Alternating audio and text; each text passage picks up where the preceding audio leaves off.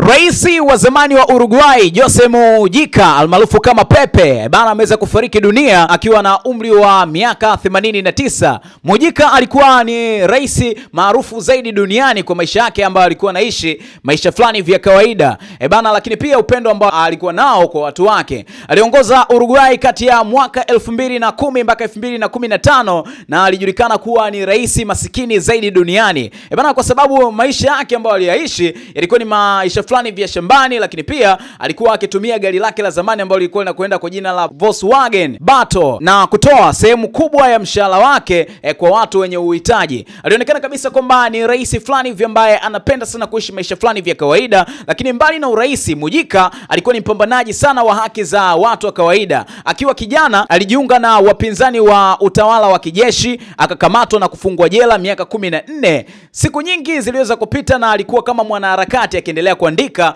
ni namna gani ambavyo anaweza akaendesha jamii. Rais wa Uruguay wa sasa Yamadu Orisi bana ameweza kutangaza kifo chake kupitia ukurasa wake wa X, ambapo zamani ilikuwa inafahamika kwa jina la Twitter, akisema kwamba asante kwa kila ulichotufanyia na upendo wako mkubwa kwa watu wako. Maneno haya aliweza kuandika rais wa sasa wa Uruguay. Bana, chanzo cha kifo chake hakijaweza kuelezewa, lakini inafahamika kwamba Mujica alikuwa akiugua saratani ya umio kwa muda mrefu. So ni kwamba mpaka sasa hivi hawajaweza kutangaza kwamba ni kitu gani ambacho kimesababisha rais huyu wa zamani ambaye alikuwa tunaweza kusema ni rais masikini zaidi duniani kuweza kufariki dunia. Tupe mtazamo wako kwa mdau wa Sawasawa Online Digital kutoka kipande chochote ambacho upo right now. Uko na mtazamo gani? Make sure to drop comment yako kwenye comment up. Until next time, bye.